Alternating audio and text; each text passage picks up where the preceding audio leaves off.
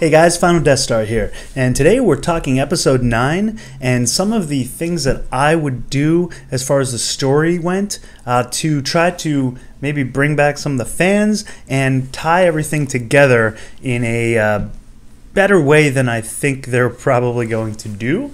So this might include some spoilers. There are some alleged plot leaks that have been surfacing as far as episode 9 goes. So I'll be talking about some of those things. I don't know how much of it's true, and how much of it's not true. But just to warn you, this could include some spoilers.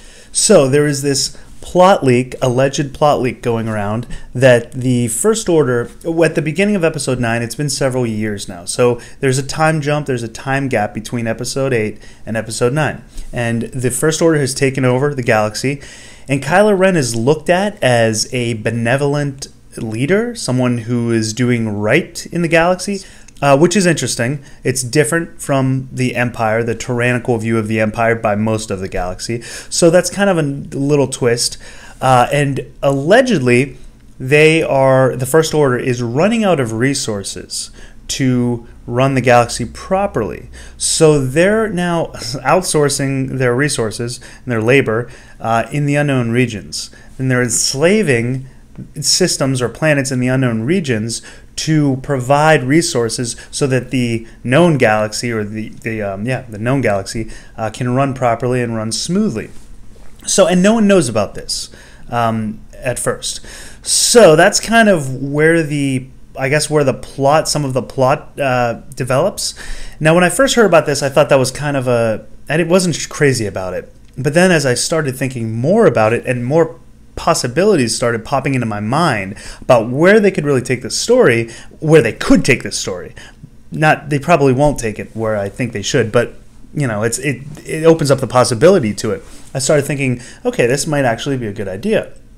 So here's some of the things I think that they should include, they should do to bring more of the fans back into it. I think they could do some good fan service, not bad fan service, or in my opinion, good fan service, and also really tie in everything, the prequels, a little bit of the prequels, the Clone Wars era, a little bit of the expanded universe, a little bit of the original trilogy, and the sequels material, all into one cohesive Star Wars ball. So here we go.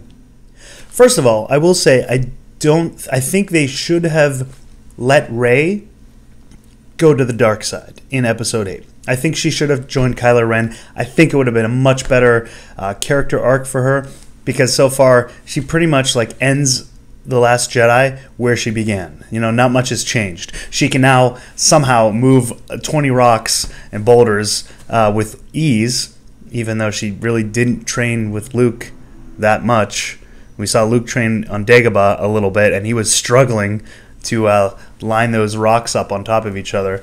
But Rey seems to do it with ease, with no training. But anyway, she pretty much ends up the same way she started in the movie. Not much of a change in her character. So I would have had her gone to the dark side, but she didn't. So that means for episode 9 to work the way I think I would like it to work, she has to go to the dark side. And how would you do that? Because the problem they have now is they're going to have to try to fit in a lot into episode 9. Even if it's like a 2-hour, 45-minute movie. I think Last Jedi was around 240. So, maybe push this to like a 3-hour movie. Do a Lord of the Rings, Return of the King style movie with this. Because I don't know how they're going to fit really that much into it. But I would have her go to the dark side. She's going to need something to do that. It's not going to be Kylo Ren, because he's already tried and it's failed, and there's no one else to turn her. I mean, Snoke's gone. There's really no one else. So she's going to have to find out something that pushes her over the edge. I could see her going to the dark side with just a good nudge. So I think her parents are going to be the tie-in. I think she's going to have to find out something with her parents. I think they've already kind of established, unless they're going to try to retroactively fix it, unless JJ is going to change that, we've already found out that her parents are nobody. So she's going to have to find out that somehow they were killed or murdered by the Resistance, or if somehow they could tie in Luke's Jedi Academy, maybe some of his students, something happened on a mission, and they were the ones responsible for murdering her parents. Something's going to have to turn her against the Jedi way and against the Resistance for this to kind of work out, for her to go to the dark side. I think then Finn should go to his friend, who he's, secretly in love with, or maybe not so secretly, and try to bring her back. I think there needs to be a fight that happens, and Rey, in a rage, kills Finn, strikes him down, and kills him. And that pushes her to the dark side, where Kylo Ren, feels this, senses it in the Force, and is right there to scoop her up. Something like that, I think, needs to happen. It will give Rey, I think it would make fans happy that, okay, now there's actually something going on with her that's kind of a challenge. And I think that would be a nice little twist. I think that should have happened in Episode 8, but it didn't, so I think they're going to have to try to squeeze that, or I would, I guess, try to squeeze that into Episode 9. I also think that Kylo Ren, maybe when he's going to find Rey after this happens, Poe or Rose or someone needs to die. He needs to kill off some main characters, because I don't feel he's a big enough threat. Last Jedi didn't leave me with the feeling that, this guy's bad now. I mean, he is now the one, because Snoke's gone. So, we need someone like an Emperor, like a Vader, to be scared of, or, feel threatened by. And Kylo still feels like he's kind of in between evil and bad, and he's, in love with Rey, he's not in love with Rey. There's too much conflict in him. And I don't feel like he is the main bad guy that I'm going to, that I fear, like I did with Vader and the Emperor. So I think he needs to kill off a main character to kind of establish. I mean, he killed off Han, but there was such conflict in him, which they all dealt with in Last Jedi. They talked about his conflict with having to do that. So, I still don't feel like he is the main guy. Had him and Luke really fought, instead of Luke being mental projection of himself, had he really fought Kylo, and maybe it was a good lightsaber battle, and it went back and forth, and then Kylo, even though I know he's not Sith, but he gets the Sith eyes, or he goes into a rage and then takes Luke down, strikes him down.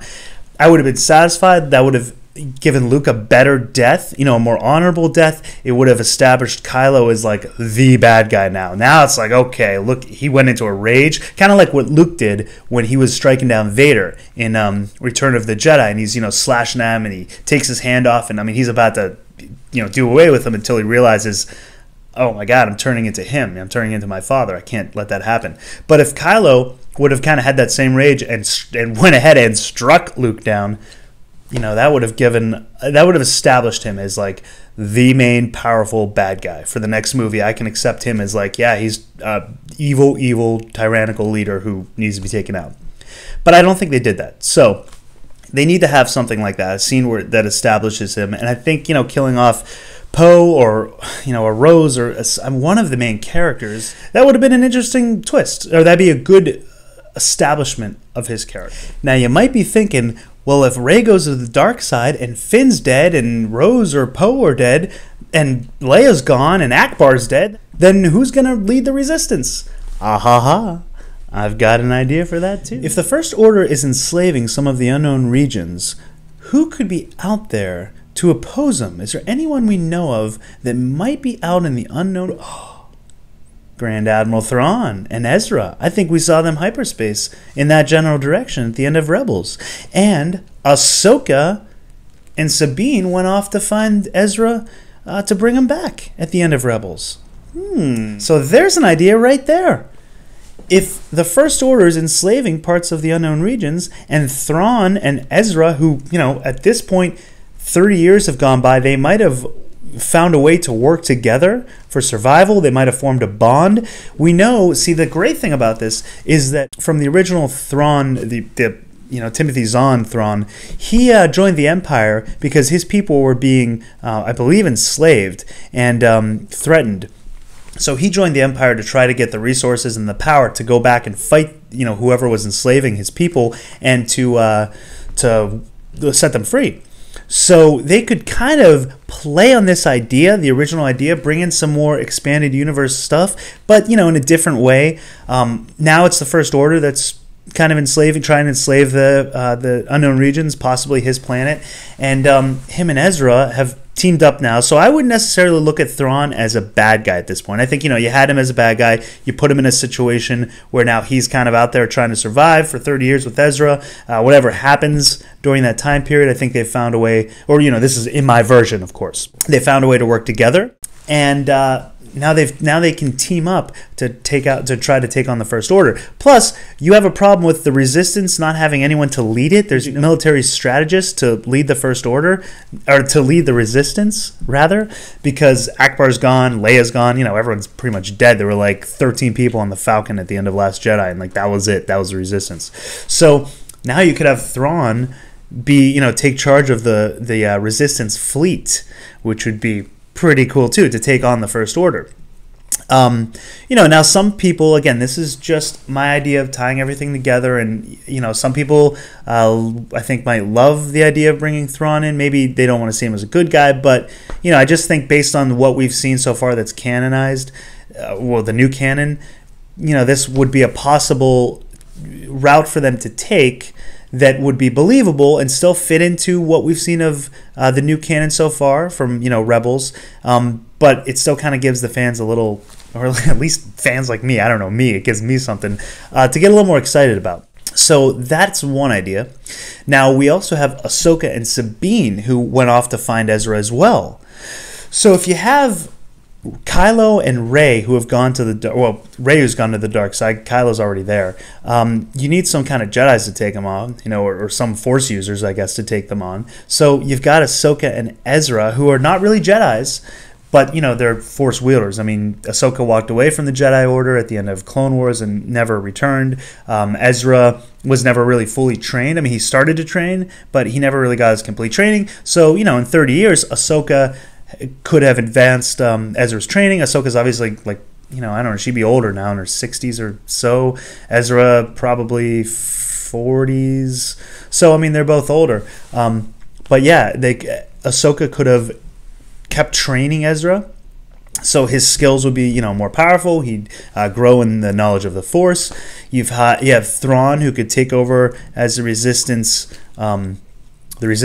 general. Grand Admiral of the Resistance, I should say. And I think now that would be a much better story and more exciting. Now, I guess you do need to have, you need to have someone who go out to the unknown regions and find, somehow one of them finds out that the Force Order is doing this and goes out to scout it out, and then he comes across Ahsoka or Ezra or someone, because he needs someone from the Resistance to recruit these guys, to let them know, hey, we are fighting a war with them. They're pretty much dominating us. You guys want to help us out. We'll help you if you help us. Something like that. So I think that would be a much better story. You could bring Ahsoka into it, which would be fantastic. They already are bringing in the Clone Wars and Rebels material into the movies. We've seen that with Darth Maul in Solo. They threw Chopper into, and I believe the Ghost as well, into Rogue One. So there already are elements there. You could just keep building it, building it from there, or building it into Episode 9.